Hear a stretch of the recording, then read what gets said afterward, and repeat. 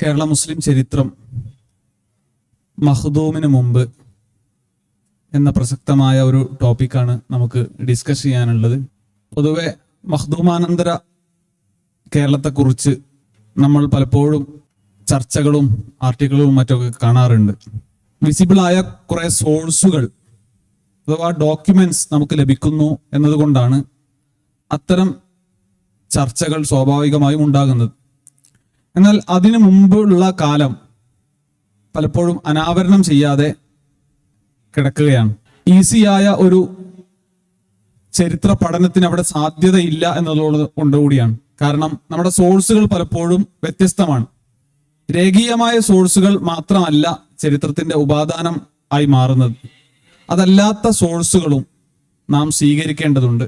അങ്ങനെയുള്ള ഉപാദാനങ്ങൾ സ്വീകരിച്ചുകൊണ്ട് പ്രത്യേകിച്ചും ഇൻസ്ക്രിപ്ഷൻസും അതുപോലെ തന്നെ പള്ളികൾ, അതുപോലെ ആർക്കിയോളജിക്കൽ എവിഡൻസ്, ഇതൊക്കെ അന്വേഷിച്ച് കണ്ടെത്തി പഠനം നടത്തേണ്ട ഒരു മേഖലയാണ് മഖ്ദൂമിന് മുമ്പുള്ള കേരളം എന്ന് പറയുന്നത്. അതുകൊണ്ട് തന്നെ ഇത്തരം ചരിത്രം തീരെ ഇല്ല എന്ന് പറയുന്ന ആളുകളുണ്ട്. മഖ്ദൂമിന് ശേഷമാണ് ഇന്ന് നാം കാണുന്ന ഒരു കേരള മുസ്ലിം കൾച്ചർ രൂപപ്പെട്ടത് എന്നും അതിൽ അത്രത്തോളം പുതിയ സ്വാധീനങ്ങൾ ഉണ്ടായിട്ടുണ്ട് എന്നും നമുക്ക് പലരും പരാമർശിക്കുന്നത് കാണാൻ സാധിക്കും. അതിനു മുമ്പുള്ള സംസ്കാരം അത് ഇല്ല നിഷേധിക്കുന്ന ആളുകൾ ഒരു ഭാഗത്തുണ്ട്, അല്ലെങ്കിൽ അതിന്റെ ഒരു റിലയബിലിറ്റിയെ ചോദ്യം ചെയ്യുന്ന ആളുകളുണ്ട്. ഇവിടെ ഇത്തരം ഒരു മേഖലയിലുള്ള ചരിത്ര പഠനങ്ങൾ, അന്വേഷണങ്ങൾ നാം കണ്ടെത്തേണ്ടത് വളരെ അനിവാര്യമാണ്. പ്രത്യേകിച്ചും കേരളത്തിലെ മുസ്ലിങ്ങളുടെ ആദ്യകാല പള്ളികളെ കുറിച്ച് നിരന്തരമായ ഗവേഷണങ്ങൾ നടത്തിയ, ഇൻസ്ക്രിപ്ഷനെ കുറിച്ചൊക്കെ ഗവേഷണം നടത്തിയ ഒരു വ്യക്തിത്വമാണ് ബഹുമാനപ്പെട്ട അബ്ദുള്ള അഞ്ചില്ലത്ത് സാർ. അദ്ദേഹവുമായുള്ള അദ്ദേഹത്തിന്റെ അഭിപ്രായങ്ങൾ നമുക്ക് കേൾക്കാം. മലബാറിലെ ഇസ്ലാമിന്റെ വരവും മുസ്ലിം സാമൂഹിക രൂപീകരണവും വളരെ ആഴത്തിൽ പഠിക്കേണ്ടതും മനസ്സിലാക്കേണ്ടതുമായ ഒരു ചരിത്ര വസ്തുതയാണ്.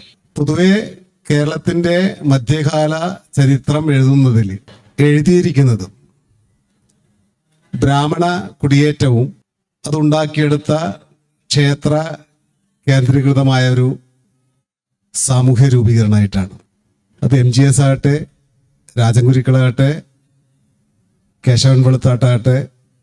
പക്ഷെ ആ സമയത്ത് ദീർഘകാലമായിട്ട് ഇവിടെ നിലനിന്നിരുന്ന ഇന്ത്യൻ സമുദ്ര വാണിജ്യങ്ങളെ തമസ്കരിക്കുകയും അത്തരം തീരപ്രദേശങ്ങളിൽ ഉണ്ടായിരുന്ന മനുഷ്യൻ എങ്ങനെയാണ് ജീവിച്ചിരുന്നത് പോലും ഇന്ന് കേരളത്തിലെ കാര്യമായിട്ട് പഠിക്കപ്പെടാത്ത രീതിയാണ്. പൊതുവെ തന്നെ കേരളത്തിൽ പറയുന്നത്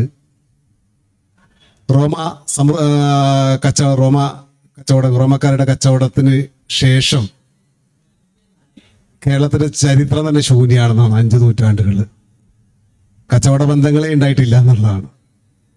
ഈ അടുത്ത കാലത്തായിട്ടാണ് മാടായിൽ നിന്നും അതുപോലെ തന്നെ പട്ടണത്തു നിന്നും വിഴിഞ്ഞത്തു നിന്നൊക്കെ ധാരാളം സെസേനിയൻ ടെറാക്കറ്റിക് ഗ്ലൈസ്ഡ് പോട്ടലുകൾ ലഭ്യമായത്.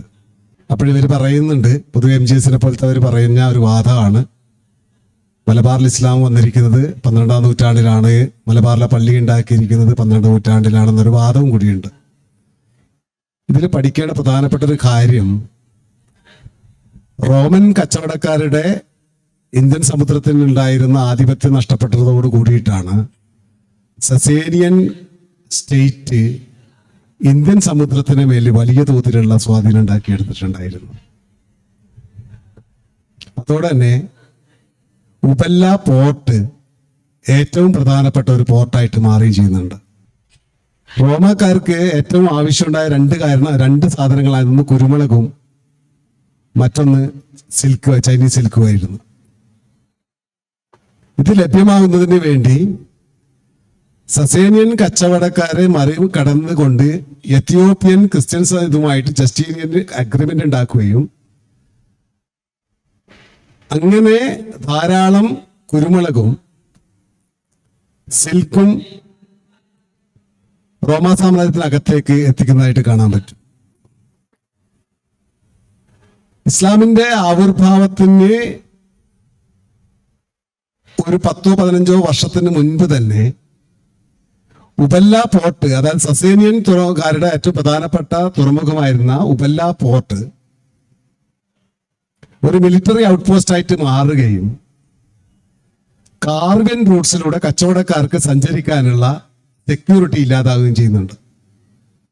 രണ്ടാമതായിട്ട് സസേനിയൻ പോർട്ടുകളിൽ പ്രാദേശിക ചീഫ്റ്റൻസുകൾ അമിതമായിട്ട് രീതിയിലുള്ള ചുങ്കം ചുമത്തുന്നുണ്ട്.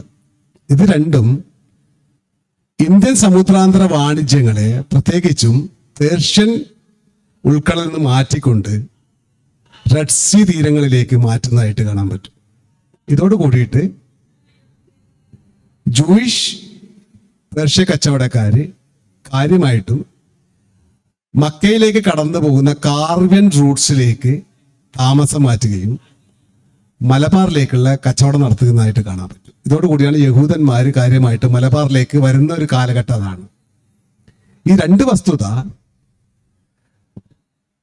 സസേനിയൻ ട്രേഡുമായിട്ട് ബന്ധപ്പെട്ടുകൊണ്ടുള്ള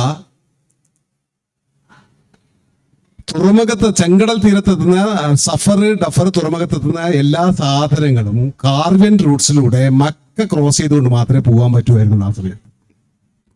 അത് ഖുറാനിൽ തന്നെ രണ്ട് റൂട്ടുകളെ കുറിച്ച് പറഞ്ഞു. ഒന്ന് യമനിലേക്കുള്ളതും ഒന്ന് സിറിയയിലേക്കുള്ള റൂട്ടുകൾ. ഇതോടെ മറ്റേ ഭയങ്കര രസകരമായ കാര്യം എന്ന് വെച്ചാൽ കച്ചവടക്കാരുടെ ഈ കച്ചവട ചരക്കുകളിൽ വരുന്നതോട് കൂടിയിട്ട് ഈ ഉപല്ല പോർട്ട് മുതൽ സീസണൽ ചന്തകൾ കാര്യമായിട്ട് കിടക്കുന്നുണ്ട്.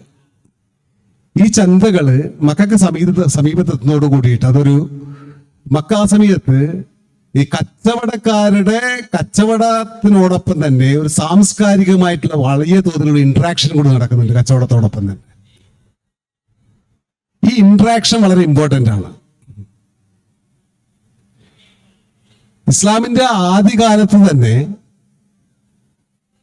മക്കയിലേക്ക് എത്തപ്പെടുന്ന കച്ചവടക്കാര് പ്രവാചകനിലൂടെ ഇസ്ലാമിന്റെ സന്ദേശം ലഭ്യമാകുന്നുണ്ട് ആ സമയത്ത്.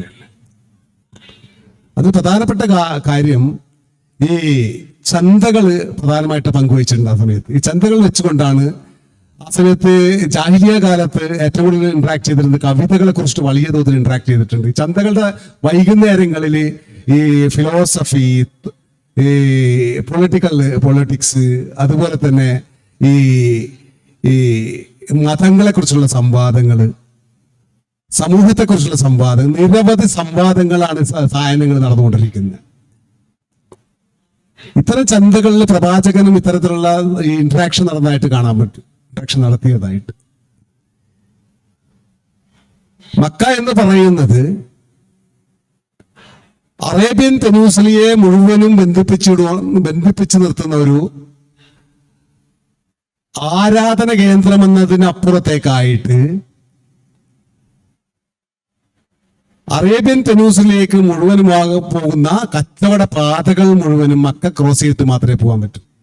എയ്ഡലിൽ സാധനം ഇറങ്ങി കഴിഞ്ഞാൽ ആ സാധനം കാർവിയൻ റൂട്ട്സിലൂടെ മക്ക ക്രോസ് ചെയ്തിട്ട് സിറിയയിലേക്ക് പോകാൻ പറ്റും. എയ്ഡിലെത്തുന്ന സാധനം മക്ക ക്രോസ് ചെയ്തിട്ട് മാത്രമാണ് നമുക്ക് ബാഗ്ദാദിലേക്ക് പോകാൻ പറ്റും. അപ്പം നേരത്തെ ഉണ്ടായിരുന്ന ചൈനീസ് റൂട്ട്, അതായത് ലാൻഡ് റൂട്ട് നേരത്തെ തന്നെ ചൈനീസ് സിൽക്ക് റൂട്ടിന് സമാനമായിക്കൊണ്ട് തന്നെ ഓഷ്യൻ സിൽക്ക് റൂട്ടും കൂടി വളരെ സജീവമായിട്ട് നിലനിൽക്കുന്നുണ്ട്.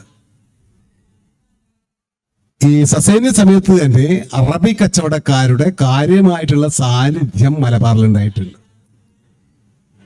ഈ അറബി കച്ചവടക്കാരിലൂടെയാണ് ഇസ്ലാമിന്റെ സാംസ്കാരിക സ്വാധീനം ആദ്യമായിട്ട് തന്നെ മലബാർ തീരങ്ങളിൽ എത്തപ്പെടുന്നത്.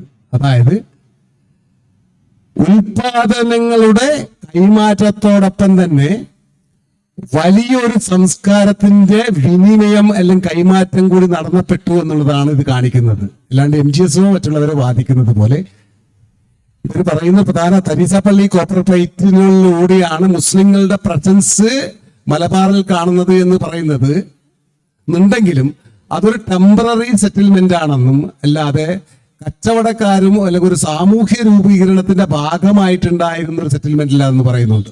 പക്ഷെ 9th സെഞ്ചുറിയിലെ നമുക്ക് ഈ ചെഞ്ചൻ ഇൻസ്ക്രിപ്ഷൻ ഉണ്ട് നോർത്ത് ഇന്ത്യയിൽ നിന്ന് ലഭ്യ. അതിൽ കൃത്യമായിട്ട് 10th സെഞ്ചുറിയിൽ ഈ രാഷ്ട്രകൂടിയ എംപയർ മുഹമ്മദ് എന്ന് പറയുന്ന ഒരു ഗവർണറെ നിയോഗിച്ചതായിട്ട് ഈ അടുത്തായിട്ട് ചെഞ്ചൻ ഇൻസ്ക്രിപ്ഷനിൽ കൃത്യമായിട്ട് കാണുന്നുണ്ട്. അതോടൊപ്പം തന്നെ കച്ച് ആ മേഖലകളിൽ മുസ്ലിങ്ങളുടെ പ്രധാനപ്പെട്ട സ്വാധീനം ഉണ്ടായിരുന്നുവെന്നും വലിയ തോതിലുള്ള അറബ് മുസ്ലിങ്ങളോടൊപ്പം തന്നെ പ്രാദേശിക മുസ്ലിങ്ങൾ ഉണ്ടായിരുന്നു എന്നും ഈ അടുത്ത കാലമായിട്ട് പഠനത്തിലൂടെ തെളിയിക്കപ്പെട്ടിട്ടുണ്ടായിരുന്നു.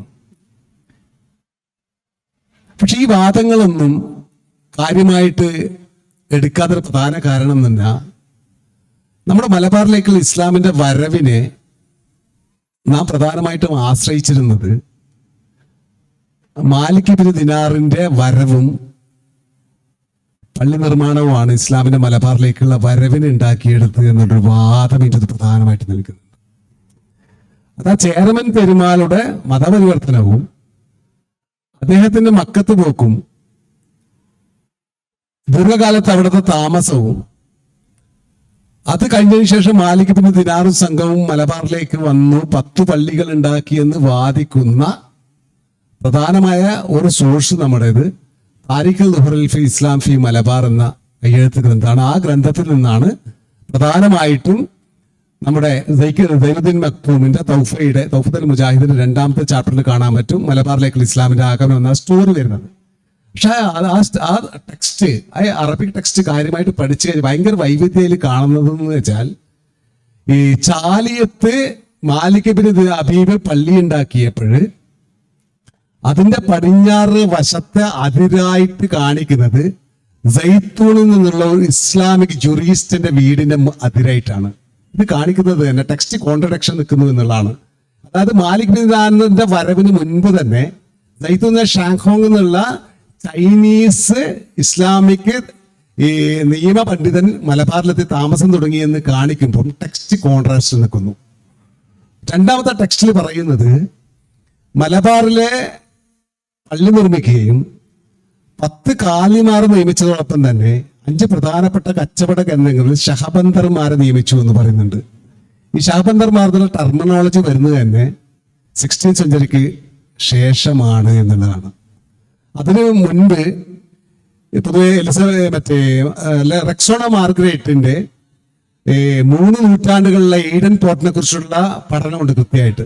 ആ പഠനത്തിൽ പറയുന്നത് ഈ ഷഹബന്ദർ എന്ന ടെർമിനോളജി നേരത്തെ നിലവിലുണ്ടായിരുന്നില്ല എന്നും അതിന് ബദലായിട്ട് ഉപയോഗിച്ചിരിക്കുന്നത് ഈ കമ്മ്യൂണിറ്റി ലീഡർ എന്ന രീതിയിലുള്ള ഒരു പരാമർശം മാത്രമാണ് കാണപ്പെടുന്നത്.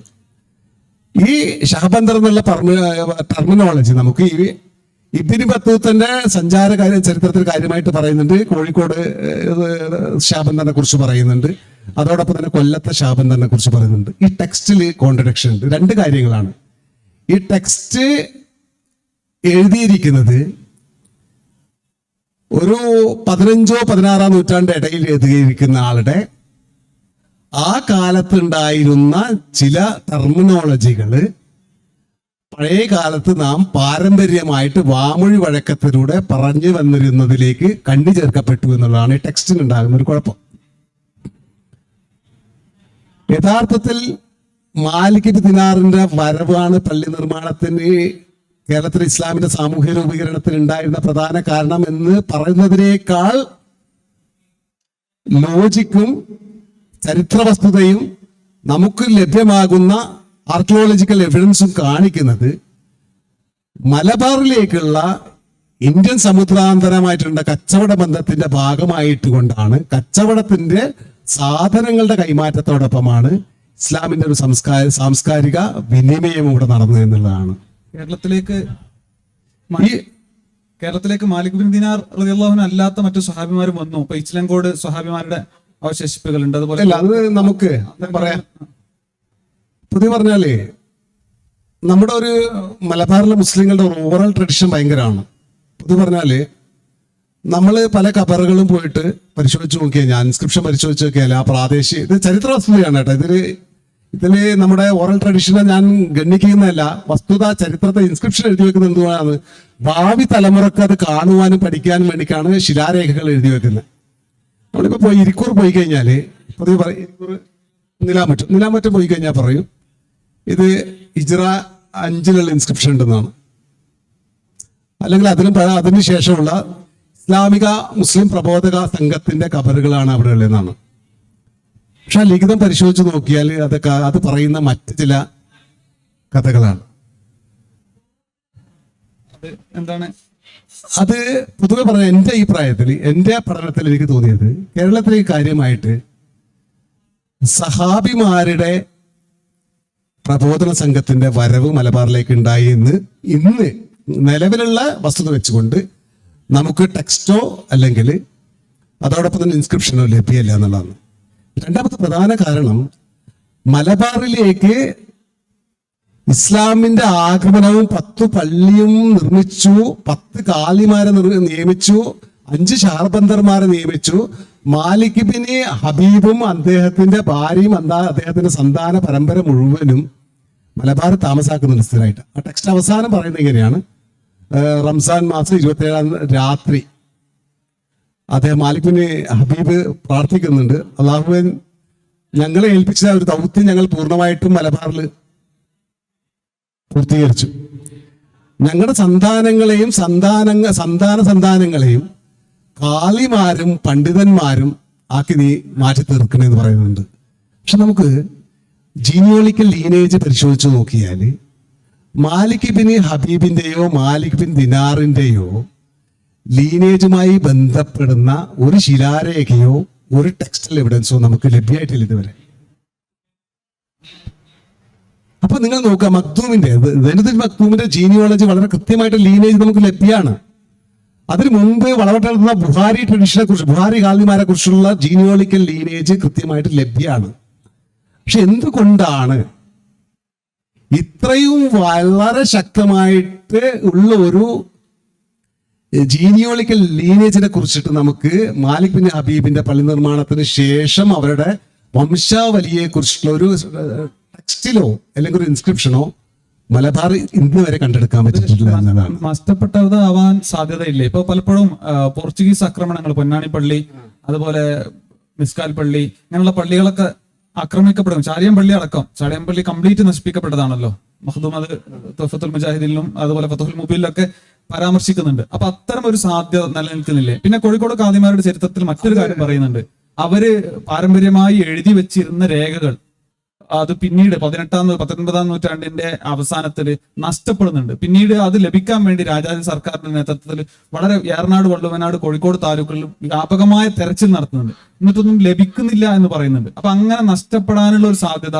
പിന്നെ അതോടൊപ്പം ഒരു ചോദ്യം കൂടി, ആ കാലത്ത് സ്വഹാബിമാരെ കുറിച്ചുള്ള മറ്റ് വിശദാംശങ്ങൾ കൂടി നമുക്ക് ലഭ്യമാണല്ലോ. സാറ് തന്നെ എഴുതിയ ഒരു ലേഖനത്തിൽ ഞാൻ വായിച്ചിട്ടുണ്ട്, മാടായി പള്ളിയിലെ ഇൻസ്ക്രിപ്ഷൻ. അത് ഹിജ്റ 5 കൊല്ലം. അതോടൊപ്പം തന്നെ 5-ാം കൊല്ലത്തിലുള്ള അതിൽ തൗബയിലെ ഒരു സൂറത്ത് അതിന്റെ മുമ്പ് ബിസ്മി ചേർത്തിട്ടുണ്ട്. അപ്പോ അത് ബിസ്മി ചേർത്ത് നമുക്ക് ഓതാം എന്ന് നിയമം വരുന്നത്, അതാ ഇസ്ലാമിൽ നിയമം വരുന്നത് ഹിജ്റ 9-ലാണ്. അപ്പൊ അതിന് മുമ്പുള്ള ഒരു ലിഖിതമാവാനാണ് സാധ്യത എന്നൊക്കെ പറയുന്നുണ്ടല്ലോ. അപ്പൊ അത്തരം കാര്യങ്ങൾക്ക് പ്രധാന കാര്യം ചോദിച്ച ചോദ്യത്തിന് പ്രധാന കാര്യം, ഈ നമ്മുടെ പൊതുവെ പറഞ്ഞാല് മലബാറിലെ നമ്മുടെ കൾച്ചറുമായിട്ട് രീതിയിലല്ല അറബ്സിന്റെ കൾച്ചർ. അവർ ഈ ട്രൈബൽ ലീനേജ് വളരെ ഇമ്പോർട്ടൻ്റ് ആണ്. ഈ മാലിക് ബിൻ ദിനാറിന്റെയും മാലിക് ബിൻ ഹബീബിന്റെയും ട്രൈബൽ ലീനേജ് കടന്നു വരുന്നത് അസദ് ട്രൈബിന്റെ ലീനേജുമായിട്ടാണ്. അതെനിക്ക് ഞാൻ ഈ അടുത്ത കാലത്ത് 9-7 വർഷമായിട്ട് ഈ ടെക്സ്റ്റ് ഗവേഷണം നടത്തിയപ്പോൾ അസദ് ട്രൈബൽ ലീനേജ് ചെറിയ ആൾക്കാരൊന്നുമല്ല. റുഷീൽഡ് സുൽത്താൻമാരുടെ ട്രൈബൽ ലീനേജ് വരുന്നത് അസദ് ട്രൈബൽ ലീനേജുമായിട്ട് ബന്ധപ്പെട്ടുകൊണ്ടാണ്. അതുപോലെ തന്നെ അൻസാരി ട്രൈബൽ ലീനേജ് വരുന്നതും മദീനയിലെ അൻസാരി ട്രൈബിന്റെ ട്രൈബൽ ലീനേജ് ട്രൈബൽ ലീനേജ് വരുന്നത് അസദ് ട്രൈബുമായിട്ടാണ്. ഇത്രയും ശക്തമായിട്ടുള്ള ലീനേജ് ഉള്ളത്, അറബ്സിന്റെ ഈ ലീനേജ് വളരെ ഇമ്പോർട്ടൻ്റ് ആണ്. അതൊരു ഓറൽ ട്രഡീഷൻ ആയിട്ട് നിൽക്കുകയോ, ഇപ്പൊ നമുക്ക് ഇപ്പൊ ജിഫ്രി തങ്ങളെ കുറിച്ചിട്ടോ അല്ലെങ്കിൽ ബുഹാരി തങ്ങന്മാരെ കുറിച്ചുള്ള പഠനത്തിൽ നമുക്ക് ഇത് നഷ്ടപ്പെട്ടു എന്ന് പറഞ്ഞാലും അവരുടെ ലീനേജ് ഇപ്പോൾ നമുക്ക് ലഭ്യമാണ്. അതെ അതെ, മലയാളിന്റെ എന്റെ ഉപ്പാനെ എനിക്കറിയാം, എന്റെ ഉപ്പാൻ അറിയാം, എന്റെ ഉപ്പാൻ എനിക്കറിയാം, എന്റെ ഉപ്പാൻ എനിക്കറിയില്ല. നമ്മൾ ലീനേജിനെ കുറിച്ച് ചെയ്യുന്ന ആൾക്കല്ല. പക്ഷെ അറബ്സ് സൊസൈറ്റിന്റെ ഇടയിൽ, ട്രൈബൽ സൊസൈറ്റിന്റെ ഇടയിൽ ഏറ്റവും ഇമ്പോർട്ടൻ്റ് അവർ ലീനേജ് ഭയങ്കര ഇമ്പോർട്ടൻ്റ് ആണ്.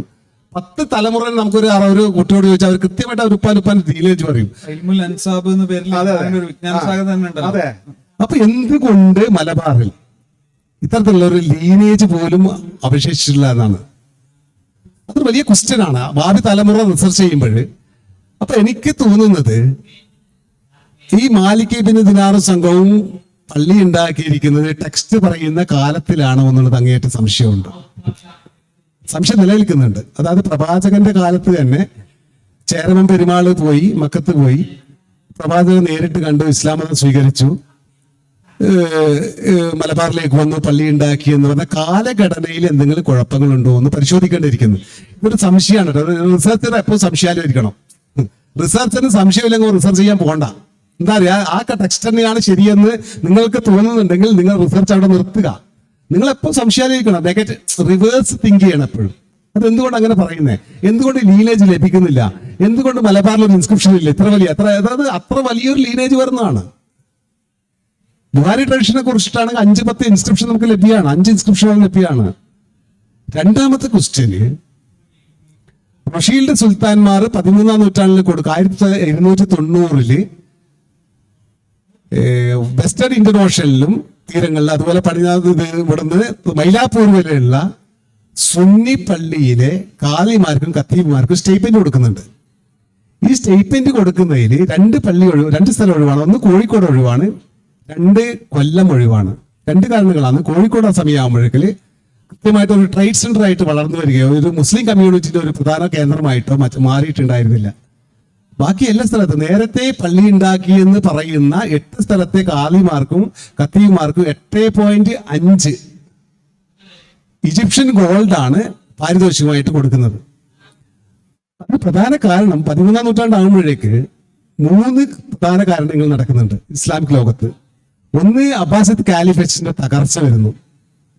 2, സെക്ടേറിയനിസം, ഷിയാ സുന്നി സെക്ടേറിയനിസമും അതിന്റെ ഇന്റലക്ച്വൽ ഡിബൈറ്റ്സും കാര്യമായിട്ട് അറബി ലോകത്ത് കാര്യമായിട്ട് ഉണ്ടായിട്ടുണ്ട്.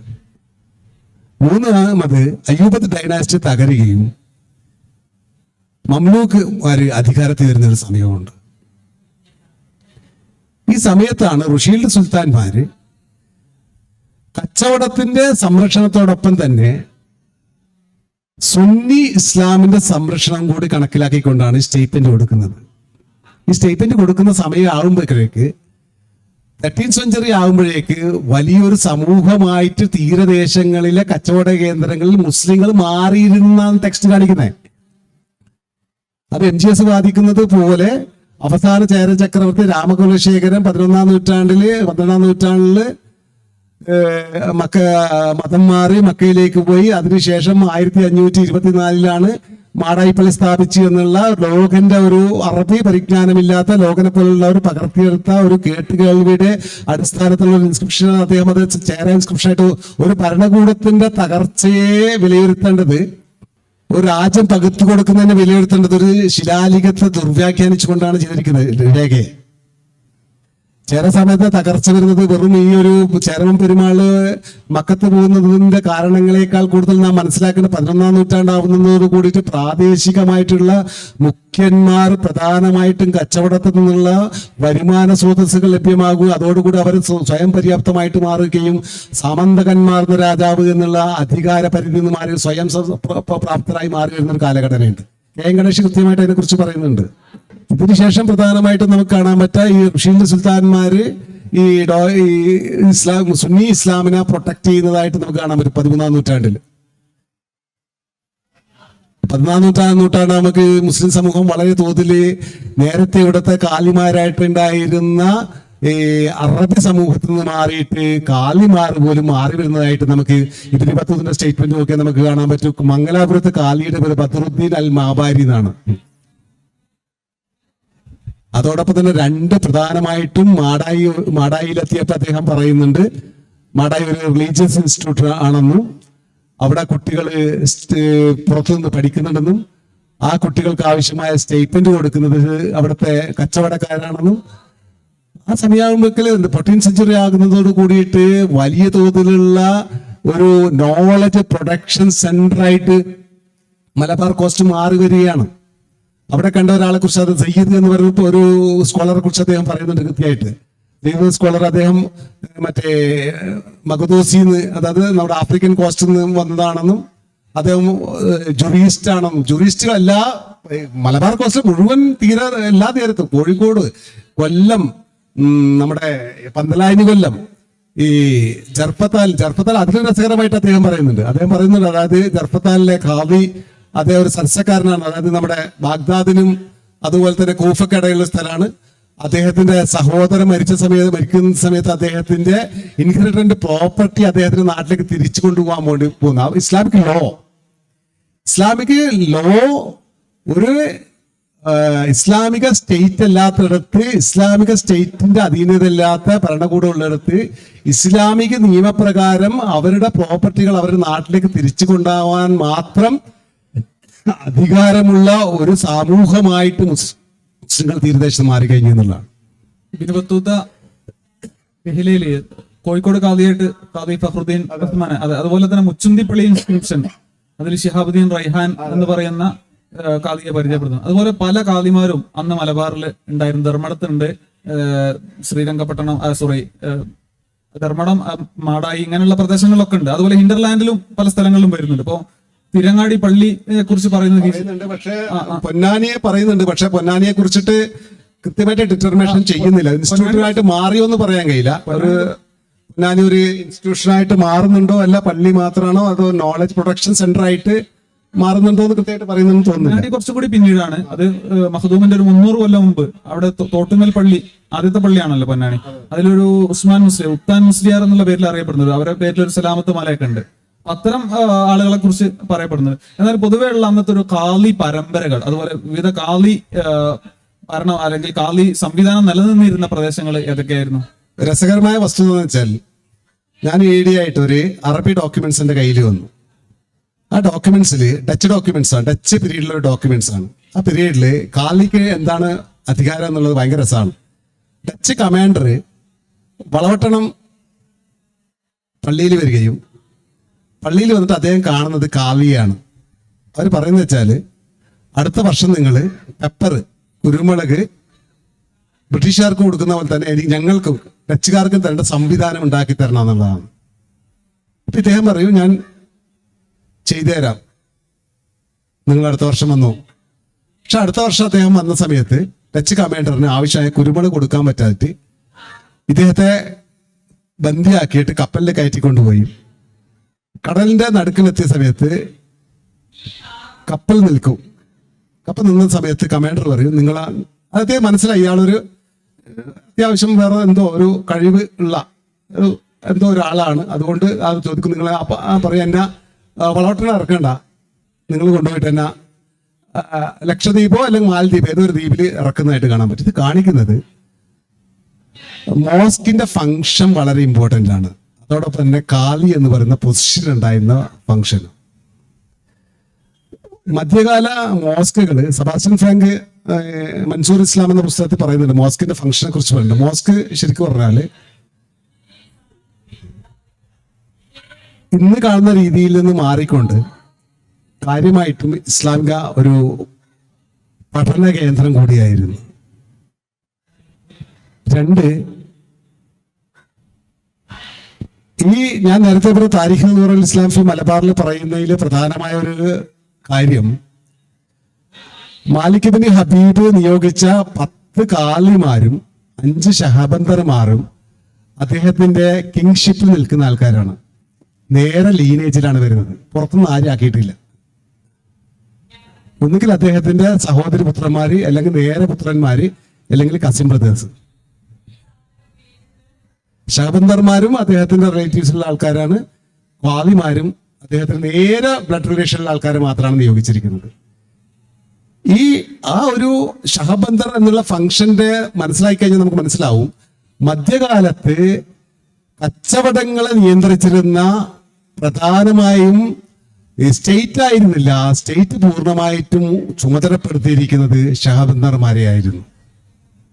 ഷഹബന്ദർമാരുടെ കാര്യമായിട്ടുള്ള ഉത്തരവാദിത്വം, ഷിപ്പ് പോർട്ടിലെത്തി കഴിഞ്ഞാൽ ആ പോർട്ടത്തെ ഷിപ്പിന് പ്രൊട്ടക്ഷൻ കൊടുക്കുക, അവരുടെ സാധനങ്ങൾക്ക് പ്രൊട്ടക്ഷൻ കൊടുക്കുക, അത് വിൽക്കാനുള്ള സൗകര്യം ഉണ്ടാക്കി കൊടുക്കുക, അവർക്ക് തിരിച്ചു പോകുമ്പോൾ റീഷിപ്മെന്റ് ചെയ്യേണ്ട പ്രോഡക്റ്റ് എത്തിച്ചു കൊടുക്കുക. ഇത് മുഴുവനും ഷഹബന്ദറുടെ ഉത്തരവാദിത്തമാണ്.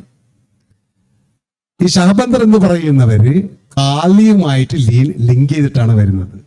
ആ ലിങ്കേജിന്റെ ആ റിലേഷന്റെ ഇങ്ങേ തലമാണ് വളവട്ടണത്തെ കാലി.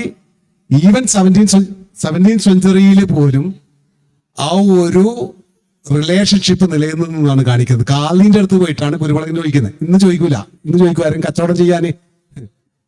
കാലി എന്ന് പറയുന്ന പൊസിഷൻ മുസ്ലിം സമൂഹത്തിന്റെ സാമൂഹ്യ അവസ്ഥയെ നിയന്ത്രിക്കാൻ മാത്രം അധികാരമുണ്ടായതിനപ്പുറത്തായിട്ട് കച്ചവട ബന്ധങ്ങളെ കൂടി നിയന്ത്രിക്കാൻ അധികാരമുള്ള ഒരു കണ്ണിയായി പ്രവർത്തിച്ചു എന്നതാണ് ഈ ഡോക്യുമെന്റ് കാണിക്കുന്നത്.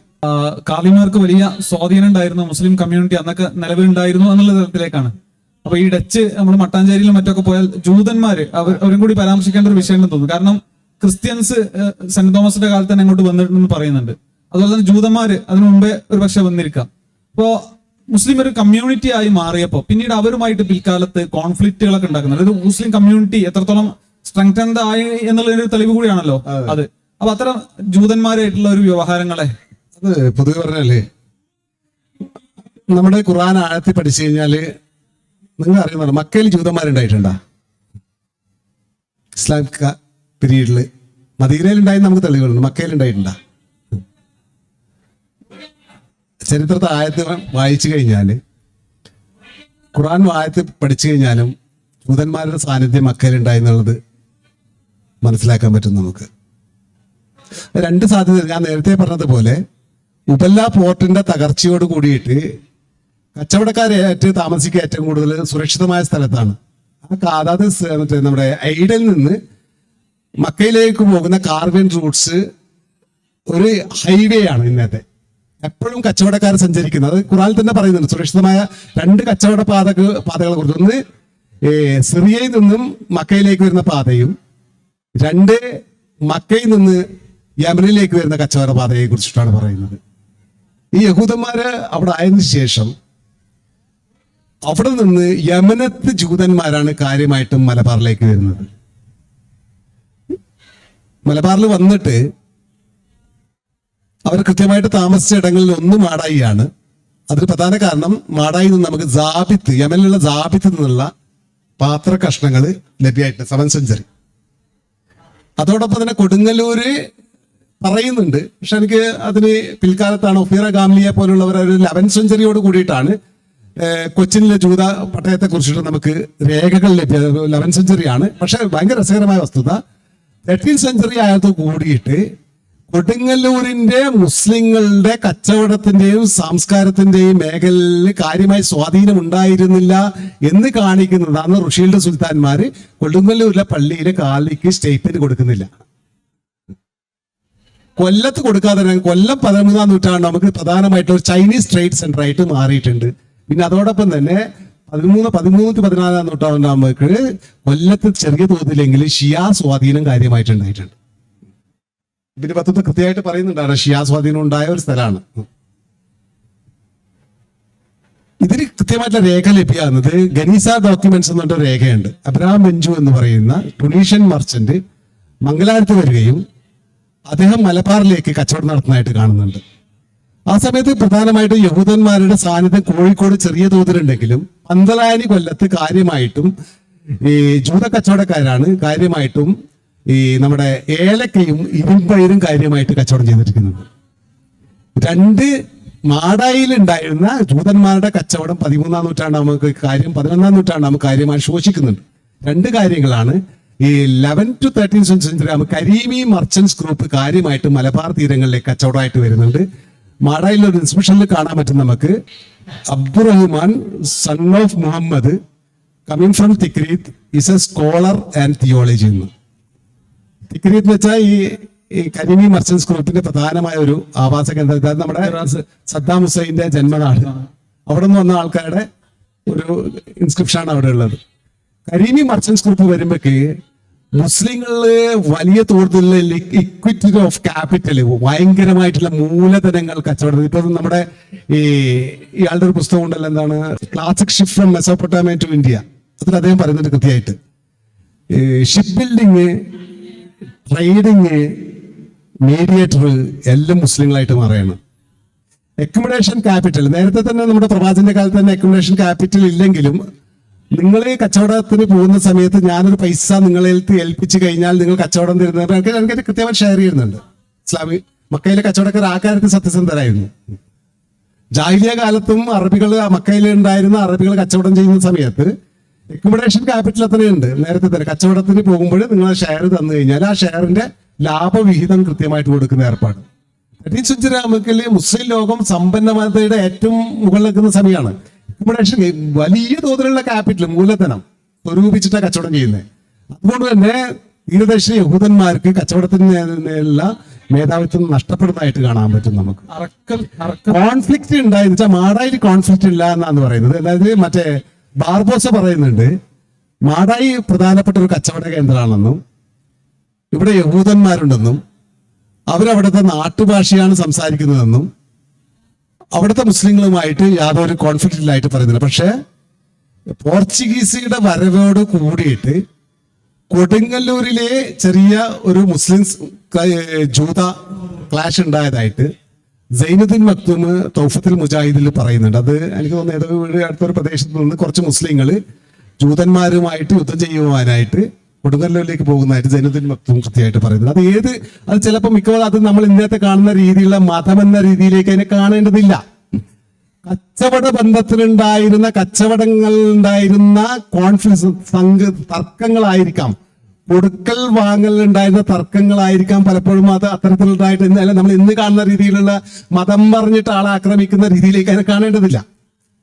ചരിത്രത്തെ നാം പഠിക്കേണ്ടത് ഓരോ കാലഘട്ടത്തിലും ചരിത്രത്തെ എങ്ങനെയാണ് ആ കാലത്തെ ജീവിച്ച മനുഷ്യന്റെ സംസ്കാരം, സ്വാധീനം, സംസ്കൃതി മുഴുവനും വെച്ചുകൊണ്ട് ആ കാലത്തുള്ള മനുഷ്യനെ ഈ കാലത്തെ മനുഷ്യനായിട്ട് നമ്മൾ കമ്പയർ ചെയ്യാൻ പോകാൻ പാടില്ല.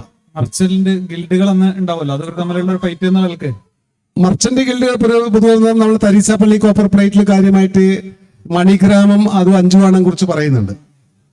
പക്ഷെ 13th century അത്തരത്തിലുള്ള മർച്ചന്റ് ഗിൽഡുകൾ 14th century ഉണ്ടായിട്ടുണ്ട് കാര്യമായിട്ട്. ആ സമയത്തോടെ കഴിഞ്ഞെന്ന് എനിക്ക് തോന്നുന്നു. അത് ലോങ് പ്രോസസ്സായിട്ട് പൊതുവെ വേറെ ചില കച്ചവട സംഘങ്ങളെ കുറിച്ച് പറയുന്നുണ്ട്. പിന്നെ യഹൂദന്മാരുടെ സംസ്കാരങ്ങൾ കേരളത്തില് ഇവിടുത്തെ മുസ്ലിം സംസ്കാരം പോലെ വലിയ തോതിൽ പൊതു ഇടങ്ങളിലേക്ക് സ്വാധീനിച്ചതല്ല എന്നാ മനസ്സിലാക്കേണ്ടിയിരിക്കുന്നു. യഹൂദ സംസ്കാരം പൊതുവെ അവരുടെ ഒരു യഹൂദ കോളനിക്ക് പുറത്തേക്ക് ഒരിക്കലും അവരുടെ ആൾക്കാരുമായിട്ട് കച്ചവട ബന്ധം ഉണ്ടായെങ്കിലും അവരുടെ ലൈഫുമായിട്ടുള്ള ബന്ധം അവർ നിലനിർത്തുകയോ അവരുടെ കൺവേർഷൻ യഹൂദന്മാർക്കില്ല. ഇത് ഭയങ്കര രസകരമായ വസ്തുത എന്ന് വെച്ചാൽ ഞാൻ നേരത്തെ പറഞ്ഞ പോലെ ഈ അബ്രഹാം ബെഞ്ചു കേരളത്തിലേക്ക് മലബാറിൽ വന്നിട്ട് ശ്രീകണ്ഠാപുരത്ത് അദ്ദേഹം കല്യാണം കഴിക്കുന്ന മംഗലാപുരത്ത് ഒരു നായർ പെൺകുട്ടീനെയാണ്. 3 കുട്ടികളാണ് ഉണ്ടായിരുന്നത് അബ്രഹാം ബെഞ്ചുവിന്. അദ്ദേഹത്തിന്റെ ഒരു കുട്ടി മരിക്കുന്നുണ്ട്. പിന്നെ അവസാനം അദ്ദേഹം ടുണീഷ്യയിലേക്ക് തിരിച്ചു പോകുന്ന സമയത്ത് 2 മക്കളെയും കൂടി തിരിച്ചു പോകുന്ന സമയത്ത് അദ്ദേഹത്തിന്റെ പ്രോപ്പർട്ടീന്റെ മേൽ ഈ കുട്ടികൾക്ക് അധികാരം ഉണ്ടായിട്ടുണ്ടായിരുന്നില്ല. യഹൂദ നിയമപ്രകാരം യഹൂദ ജീനോളജിക്കൽ, ഞാൻ നേരത്തെ പോലുള്ള ട്രൈബലിന് യഹൂദ ഗോത്രത്തിന് പുറത്ത് കല്യാണം കഴിച്ചാൽ അവർ അംഗീകരിക്കുന്നില്ല. ഈ 2 കുട്ടികൾക്കും അവരുടെ അവകാശം കൊടുക്കുന്നതായിട്ട് കാണപ്പെടുന്നില്ല. എന്നിട്ട് എനിക്ക് തോന്നുന്നത് കേരളത്തില് 14ാം നൂറ്റാണ്ട് പോർച്ചുഗീസുകാരുടെ വരവോട് കൂടി തന്നെ നമ്മുടെ കാര്യമായിട്ട് കച്ചവടങ്ങൾക്ക് മേലുണ്ടായിരുന്ന മുസ്ലിങ്ങളുടെ ആധിപത്യം മുഴുവനായിട്ട് പോയി എന്നുള്ളതാണ്. വളരെ കുറച്ച് മാത്രം, അതായത് മിഡിൽ ഈസ്റ്റിലേക്കുള്ള, അതായത് ഇന്ത്യൻ സമുദ്രത്തിന്റെ മുകളിൽ അവർ മുഴുവനായിട്ട് അധികാരം മിലിറ്ററി ഔട്ട് പോസ്റ്റുകൾ ഉണ്ടാക്കിയെടുത്ത് കംപ്ലീറ്റ് ആയിട്ട്. കടലിന്റെ മുകളില് മിലിറ്ററി അതായത് സ്റ്റേറ്റ് അധികാരം ഉണ്ടാക്കുന്നത് കൂടിയിട്ട് മറ്റുള്ളവർക്ക് അവിടെ ഇടപെടാൻ കഴിയില്ല. പിന്നെയും നമ്മുടെ എനിക്ക് തോന്നിച്ചാൽ വളരെ കുറച്ച് മാത്രം ഈ സ്മഗ്ലിങ്ങിലൂടെ പോയിട്ടുണ്ട് എന്നുള്ളതാണ്. 2 രീതിയിലാണ് കാണുന്നത്. ഒന്ന്, കരീബി മർച്ചൻസിന് മലബാറിൽ നിലനിൽക്കുന്നിടത്തോളം കൂടി പോർച്ചുഗീസുകാർക്ക് കാര്യമായിട്ട് കച്ചവടത്തിൽ ലാഭം ഉണ്ടാക്കാൻ കഴിയില്ല എന്ന് അവർ മനസ്സിലാക്കിയിരുന്നത്. അതായത് ഈ കരീബി മർച്ചൻസ് ഗ്രൂപ്പ് ഈ സാധനം മംലൂലേക്ക് ഈജിപ്തിലേക്ക് എത്തിക്കുകയും അവിടെ നിന്ന് മെഡിറ്ററേനിയൻ വഴി യൂറോപ്പിലേക്ക് വ്യാപകമായിട്ട് എത്തി.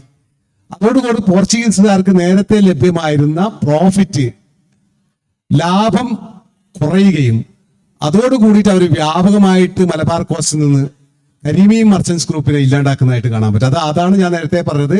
നിലാമുറ്റത്തെ ശിലാലിഖിതം കാണിക്കുന്നത് കൃത്യമായിട്ടും പോർച്ചുഗീസുകാരുടെ ആക്രമണത്തിലൂടെ ഒരു അറബി സമൂഹത്തിന്റെ ഇല്ലായ്മയാണ്. ഈ നിലാമുറ്റത്ത് ഇൻസ്ക്രിപ്ഷനെ കുറിച്ച് രണ്ട് ആഖ്യാനങ്ങൾ കേട്ടിട്ടുണ്ട്. ഒന്ന് അത് ഹർഫുകൾ അത് നുക്തകളൊന്നും ഇല്ലാത്തതായതുകൊണ്ട് തന്നെ പാരമ്പര്യ സ്വഹാബികളുടെ കാലത്ത് എഴുതപ്പെട്ടതാണെന്ന്. രണ്ടാമത് ഒന്ന് ഡച്ച് കാലത്ത് എഴുതപ്പെട്ടതാണ്. അതിലേതാണ് വസ്തുതാപരം? ആ ഇൻസ്ക്രിപ്ഷന് നിലാമുറ്റം പോയവരുണ്ടാവുമായിരിക്കും. ആ നിലാമുറ്റ ഇൻസ്ക്രിപ്ഷനേക്കാൾ കൂടുതൽ പ്രത്യേകത ആ കബറുകളെല്ലാം ഒരേ രീതിയിലുള്ളതാണ്. എല്ലാ കബറും നമ്മൾ പൊതുവെ പറഞ്ഞാൽ ഒരു 100 വർഷം മുൻപുള്ള ഒരു വീടും ഇന്ന് എടുക്കുന്ന ആർക്കിടെക്ചറും ഒരേ രീതിയിലല്ല. ഒരു 100 വർഷം മുൻപ് ഒരു വീടെടുത്ത വീടിന്റെ ആർക്കിടെക്ചർ രീതിയും നമ്മൾ ഇന്ന് എടുക്കുന്ന വീടിന്റെ ആർക്കിടെക്ചർ വളരെ ഭിന്നമാണ്. ഇത് എനിക്ക് ഈ സ്ഥലം കാണുമ്പോൾ നിലാമുറ്റം പോലെ തോന്നി. പെട്ടെന്ന് ഞാൻ ആരോട് പറഞ്ഞിരുന്ന ഒരു നിലാമുറ്റത്തിന്റെ ഒരു ലാൻഡ്സ്കേപ്പ് ഉണ്ടെന്നുള്ളത് ഒറ്റമോട്ടത്തിൽ നോക്കുമ്പോ അല്ലേ. ആ കബറെല്ലാം ഒരേ രീതിയിലാണ്. നമ്മൾ ദൂരത്ത് നോക്കുക ഒരു ഷിപ്പ് നിൽക്കുന്നവരുണ്ടാവും, ഒരു പായക്കപ്പൽ നിൽക്കുന്ന രീതിയിലാണ് ആ കബറുകൾ. ദൂരത്ത് നോക്കി കഴിഞ്ഞാൽ നമുക്കൊരു ഷിപ്പ് ലാൻഡ് ചെയ്ത പോലെ തോന്നുന്നത്. ഇങ്ങനെ ഒരു ഷിപ്പ് നിൽക്കുന്ന പോലെ കറക്റ്റ് ചെങ്കലിന് മുകളിൽ നിന്ന് ചെത്തിയിട്ടുണ്ടാക്കിയ ഒരു സാധനമാണ്. രണ്ടായി ഇൻസ്ക്രിപ്ഷൻ ഉപയോഗിച്ചിരിക്കുന്ന എല്ലാ ടോൺസും സെയിമാണ്.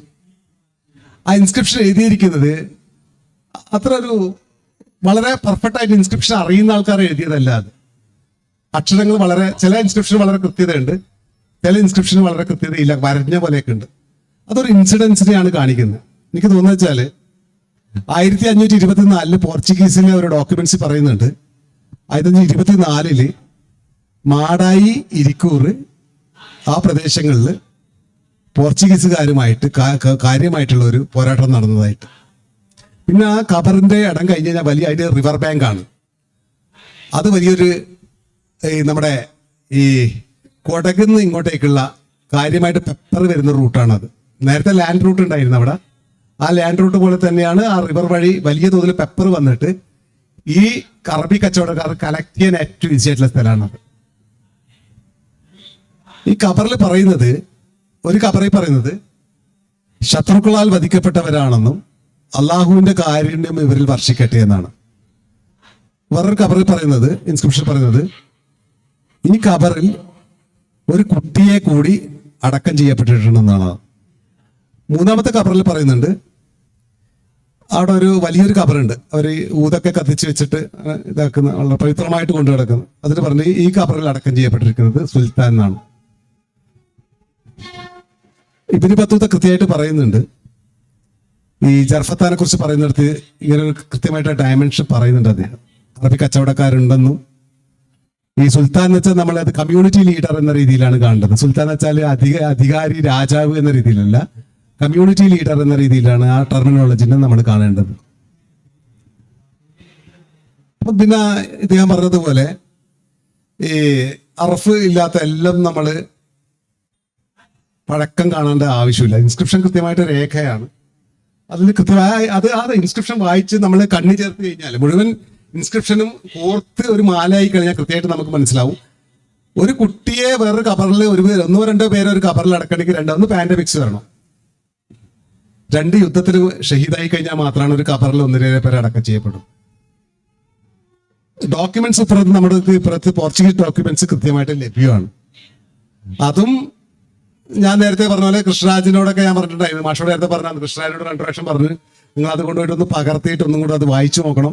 അന്ന് നമ്മളെപ്പോഴും റിസർച്ച് എന്ന് വെച്ചാൽ എപ്പോഴും ഡെവലപ്പ് ചെയ്തുകൊണ്ടേയിരിക്കണം. ഞാൻ മുന്നോട്ട് വെച്ചതാണ് ശരിയെന്നൊന്നുമില്ല. റിസർച്ച് എന്ന് ഒരാൾ റിസർച്ചർ ആകുന്ന എപ്പോഴാന്ന് വെച്ചാൽ സംശയാലുകളായിരിക്കണം. എപ്പോഴും ഒരു പോയിന്റിൽ നിൽക്കാൻ പാടില്ല. എപ്പോഴും സ്വയം ചോദ്യങ്ങൾ ചോദിച്ചുകൊണ്ടേയിരിക്കണം. ആ ചോദ്യങ്ങൾ ചോദിക്കുമ്പോഴാണ് ഒരു ഗവേഷകനായിട്ട് മാറുന്നത്. എല്ലാവരും നിരന്തരം ചോദ്യങ്ങൾ ചോദിക്കുകയും തർക്കിക്കുകയും ചെയ്യണം. എന്നെ തർക്കിക്കുന്നത് കൊണ്ട് എനിക്കൊരു വിയോജിപ്പില്ല ആളുമില്ല. നിങ്ങളുടെ അബ്ദുള്ളയുടെ ആർഗ്യുമെന്റ് തെറ്റാണ്, എനിക്ക് കുഴപ്പമില്ല, നിങ്ങൾ പുതിയ ആർഗ്യുമെന്റ് കൊണ്ടുവരും, അതാണ് ശരി.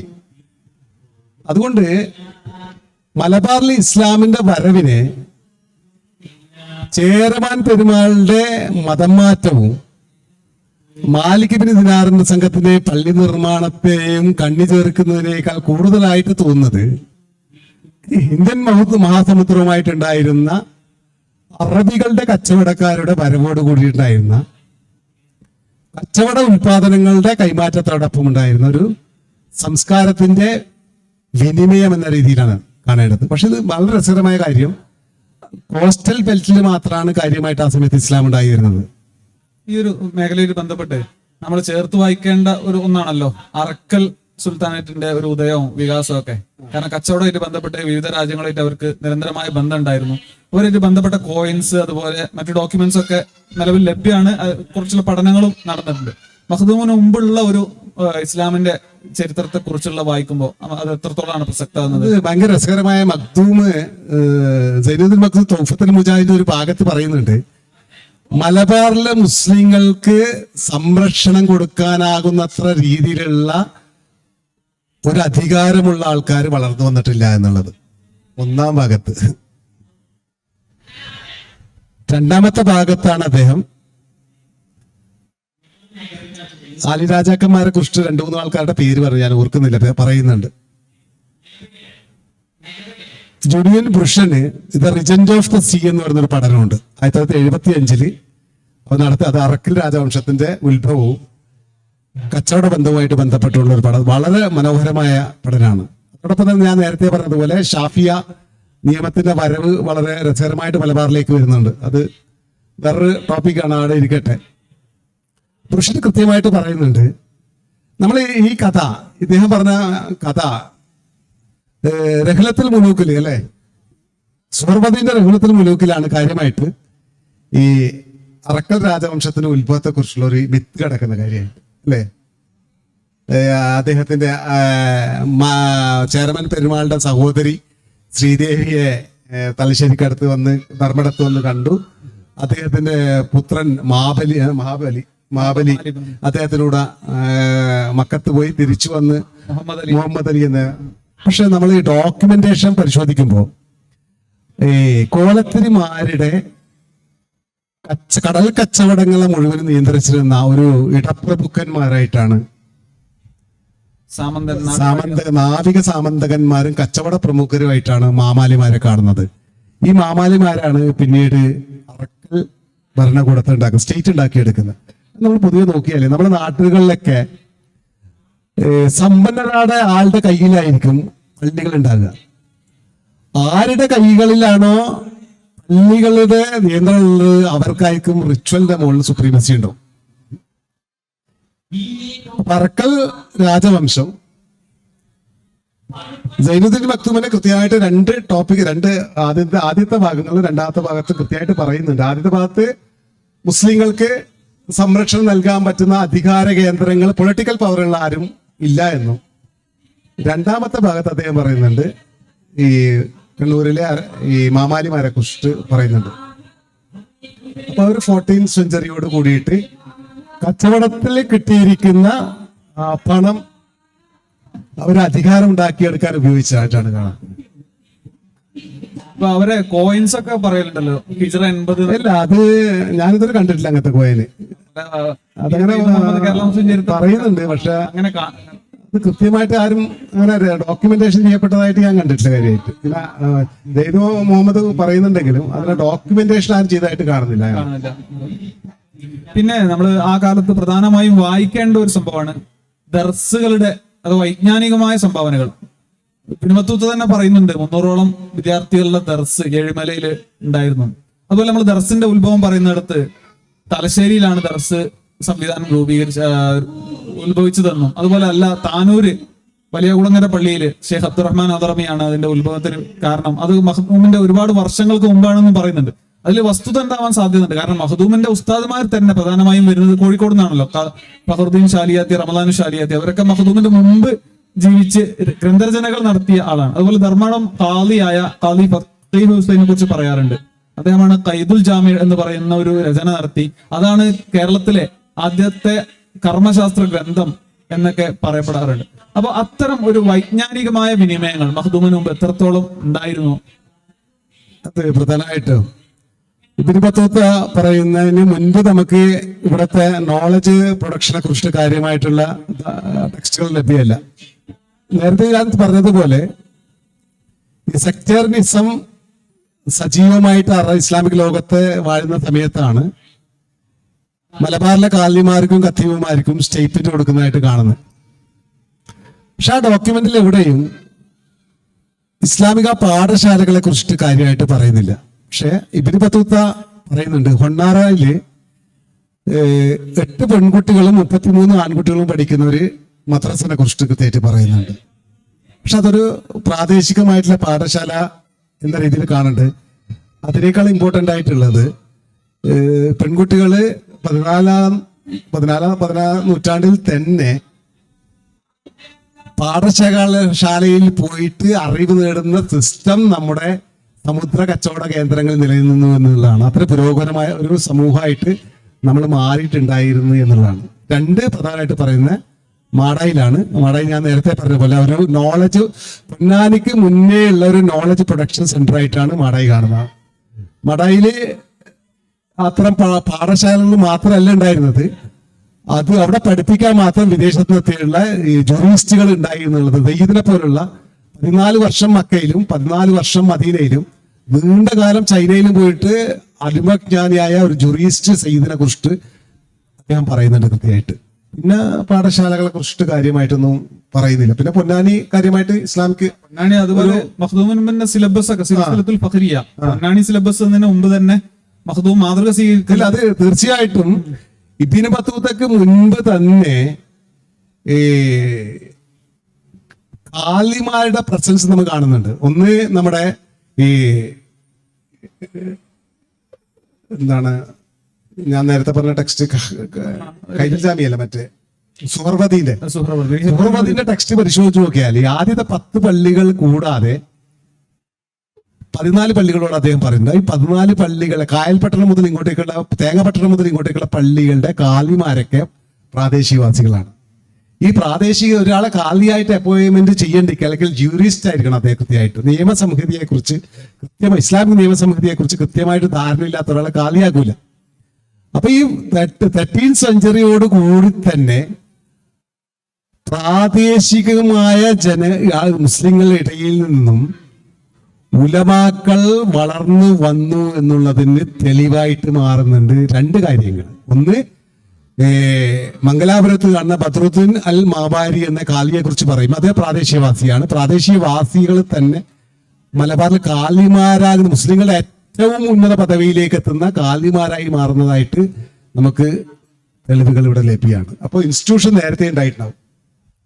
മാടായി ഇൻസ്റ്റിറ്റ്യൂഷനും പൊന്നാനി ഇൻസ്റ്റിറ്റ്യൂഷനും റിലീജിയസ് ഇൻസ്റ്റിറ്റ്യൂഷനായിട്ട്, തിയോളജിക്കൽ ഇൻസ്റ്റിറ്റ്യൂഷനായിട്ട് അല്ലെങ്കിൽ ഇന്റലക്ച്വൽ ഇൻസ്റ്റിറ്റ്യൂഷനായിട്ട് മാറുന്നതിന് മുൻപ് തന്നെ മുസ്ലിങ്ങളുടെ ഈ കാലിമാരെ പ്രൊഡ്യൂസ് ചെയ്യാൻ പറ്റുന്നത്ര രീതിയിലുള്ള നോളജ് പ്രൊഡക്ഷൻ സെന്ററുകൾ ഉണ്ടായി എന്നാണ് ഇത്തരം രേഖകൾ കാണിക്കുന്നത്. അപ്പൊ മഖ്ദൂമിന് മുമ്പ് തന്നെ ഇത്രയും വിപുലമായ മുസ്ലിം കമ്മ്യൂണിറ്റി അല്ലെങ്കിൽ അവരുടെ വ്യവഹാരങ്ങൾ ഇവിടെ നിലനിന്നിരുന്നു എന്നാണ് ഇതിൽ നിന്നൊക്കെ നമുക്ക് മനസ്സിലാക്കാൻ സാധിക്കുന്നത്. മഖ്ദൂമിന് മുമ്പ് ഇസ്ലാം അല്ലെങ്കിൽ ഈ ഒരു പാരമ്പര്യം നമുക്ക് ഇല്ല എന്നുള്ള ആരോപണങ്ങൾ അത് വസ്തുത വിരുദ്ധമാണ്.